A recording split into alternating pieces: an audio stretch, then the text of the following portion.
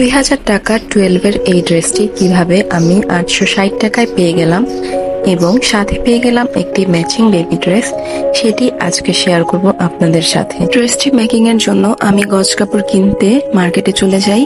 ড্রেসটিতে যে print use করা হয়েছে সেই প্রিন্ট না পেলেও অন্যান্য কাপড় পেয়েছি, কিন্তু আমার কাছে যে কাপড়টি ভালো লেগেছে সেই কাপড়টি আমি নিয়ে নিয়েছি। অর্থাৎ ড্রেসটি আমি রিক্রিয়েট করলেও এখানে আমি ওদের কালার প্যাটার্ন ফলো করিনি, বরং আমার পছন্দ অনুযায়ী আমার যে কালার ভালো লেগেছে সেই কালারে ওদের ডিজাইনের ড্রেসটি আমি মেক করেছি।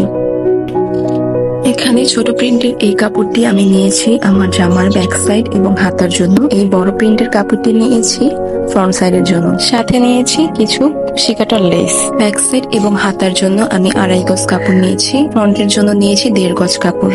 এই কটন জয়পুরি গুলো আমার কাছ থেকে প্রতি গজ 200 টাকা করে নিয়েছে। এখানে মোট 4 গজ কাপড় আছে এবং 4 গজ কাপড়ের দাম পড়েছে 800 টাকা। সাথে 20 টাকা গজ প্রতি 3 গজ লেস নিয়েছি, এখানে লেগেছে 60 টাকা। আমি যেহেতু নিজের ড্রেস নিজেই মেক করি, সুতরাং এখানে আমার কোনো টেইলারিং খরচ পড়েনি। তো এই হচ্ছে আমার ড্রেসটি।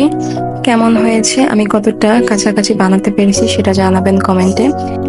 ওকে, এবার আসি, আমি যে বললাম ছোট একটি ম্যাচিং বেবি ড্রেস পেয়েছি সেটি কিভাবে হলো। আসলে ড্রেসটি মেকিং করার পরেও আমার অনেকগুলো কাপড় বেঁচে গিয়েছিল, যেটা দিয়ে আমি এই ছোট কিউট ড্রেসটি বানিয়ে ফেলেছি। আজ এই পর্যন্তই, দেখা হচ্ছে সামনের কোনো এক ভিডিওতে। ততক্ষণের জন্য ভালো থাকবেন, আল্লাহ হাফেজ।